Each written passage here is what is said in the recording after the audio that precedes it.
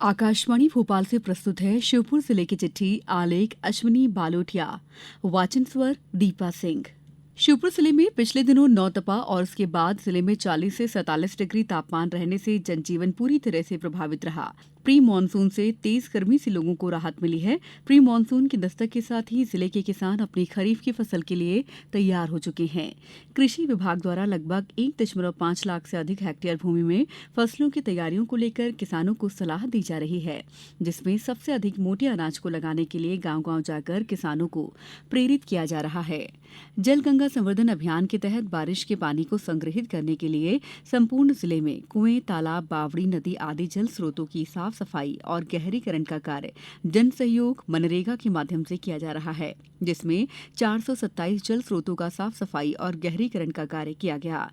अभियान का समापन 16 जून को श्रमदान, निबंध, चित्रकला प्रतियोगिताओं में भाग लेने वालों का सम्मान कर किया गया। भारत निर्वाचन आयोग द्वारा निर्धारित कार्यक्रम के अनुसार लोकसभा निर्वाचन 2024 की मतगणना 4 जून को पॉलिटेक्निक कॉलेज मुरैना में विधानसभा क्षेत्रवार बनाए गए मतगणना कक्षों में संपन्न हुई। भारतीय जनता पार्टी के शिवमंगल सिंह तोमर 52,503 मतों से विजयी घोषित हुए। शिवमंगल सिंह तोमर को 5,15,477 मत प्राप्त हुए, जबकि इंडियन नेशनल कांग्रेस के प्रत्याशी नीतू सत्यपाल सिंह सिकरवार को 4,62,947 मत प्राप्त हुए। बहुजन समाज पार्टी के रमेश गर्ग को 1,79,669 मत प्राप्त हुए, जबकि 15 प्रत्याशियों ने चुनाव लड़ा, जिनमें से 13 प्रत्याशियों की जमानत जब्त हो गई। श्योपुर जिला पूरे ग्वालियर चंबल संभाग में समर्थन मूल्य पर गेहूं खरीदी में अव्वल रहा। जिले में 4,706 किसानों से 56,000 मीट्रिक टन से अधिक गेहूं की खरीदी की गई। इतनी खरीदी संभाग के किसी भी जिले में नहीं हुई। श्योपुर जिले में गेहूं खरीदी के लिए 32 केंद्र बनाए गए थे, जिसमें 31 केंद्रों पर ही गेहूं की खरीदी की गई। प्रधानमंत्री नरेंद्र मोदी द्वारा वाराणसी में आयोजित कार्यक्रम में वर्चुअली माध्यम से प्रधानमंत्री किसान सम्मान निधि योजना के तहत किसानों के बैंक खातों में 17वीं किश्त की राशि अंतरित की गई। श्योपुर जिले के 87,138 किसानों को भी पीएम किसान सम्मान निधि की 10वीं किश्त के तहत 2-2 हजार रुपए की राशि प्राप्त हुई। श्योपुर जिले से गुजरने वाले नेशनल हाईवे 552 एक्सटेंशन के चौड़ीकरण और जीर्णोद्धार का काम 3 चरणों में किया जाएगा, जिसमें पहले चरण में जिले के पाली पुल से गोरस तक 48 किलोमीटर का नेशनल हाईवे बनाया जाएगा, जिसमें 483 करोड़ 21 लाख रुपए की राशि खर्च की जाएगी।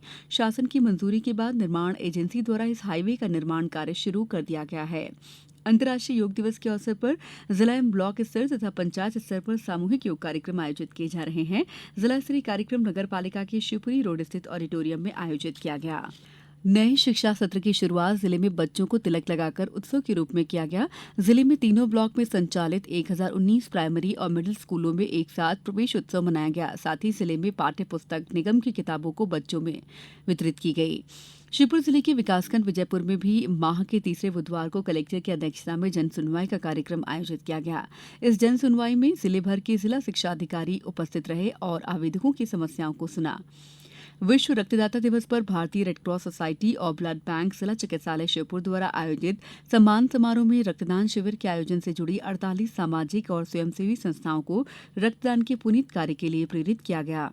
श्योपुर में चंबल एवं पार्वती नदी में पिछले साल आई बाढ़ और वर्तमान में बारिश के दौरान बाढ़ की संभावनाओं को ध्यान में रखते हुए बाढ़ और राहत कार्यों के लिए कलेक्ट्रेट श्योपुर में बाढ़ नियंत्रण कक्ष स्थापित किया गया है।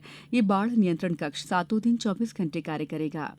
गंगा दशमी के पावन मौके पर लोगों ने श्योपुर प्रसिद्ध तीर्थ स्थल बनास और चंबल के संगम नदी के तट पर पहुंचकर स्नान कर दान पुण्य किया। वहीं निर्जला एकादशी पर बिना अन्न जल के पूरे दिन व्रत रखकर शाम को धर्म प्रेमी भक्तों द्वारा मंदिरों पर पानी की घड़े, फल, अन्न, वस्त्र का दान देकर निर्जला एकादशी का व्रत किया गया। जिले की चिट्ठी समाप्त हुई।